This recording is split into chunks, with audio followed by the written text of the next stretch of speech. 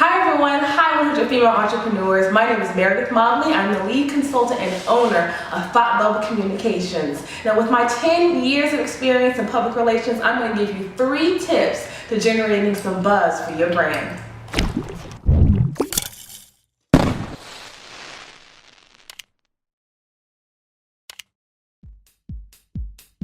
Hi 100 female entrepreneurs, my name is Meridith Mobley, lead consultant and owner of Thought Bubble Communications based in Atlanta, Georgia.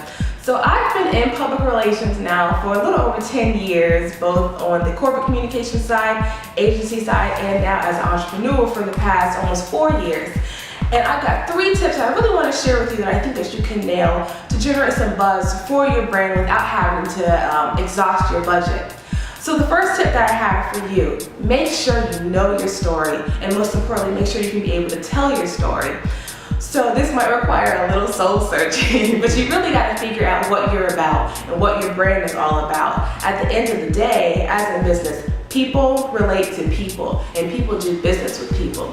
Once you can find out what you're all about, what you're really passionate about, then people can better identify with you. They can better identify with that passion and make a stronger connection to you. Secondly, once you know who you are, know what your brand is all about, you've got to make sure that you build your network. So your network for your branding purposes should consist of people who can really support you.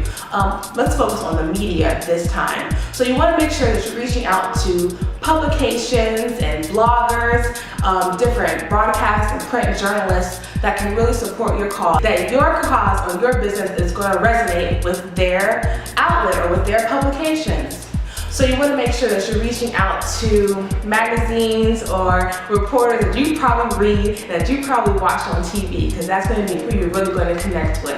Make sure that you follow what they write, follow what they're talking about, and make sure that you are establishing relationships with those people, so that when it comes to tip number 3, when it's time for you to pitch your brand, you're speaking to the right people. So what do I mean by pitch?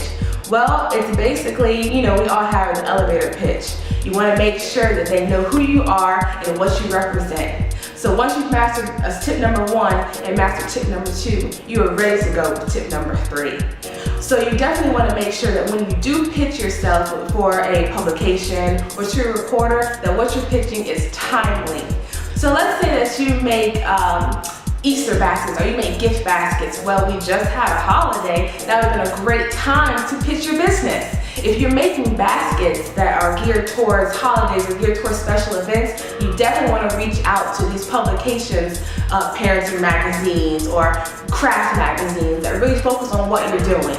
So those are my 3 tips for you. Make sure you know your story, you can really tell your story. Number 2, make sure you build your network and include these outlets in it that can really relate to what you're saying and whose audience will, your story will resonate well with them. And then 3, get to pitching. Know who you are, know your business, know what you want, and know what you're about. Alright ladies, so now that you're done watching this video, it's time to put in that work.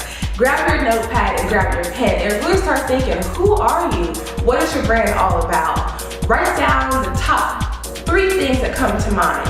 When you write it down, you commit it to memory and you really start to believe it. So let's put in the work. And again, my name is Meridith Mobley. I'm the owner and lead consultant of Thought Bubble Communications. You can find us online at thoughtbubblecommunications.com, as well as on Instagram at thoughtbubblecom. That's 2 M's at the end.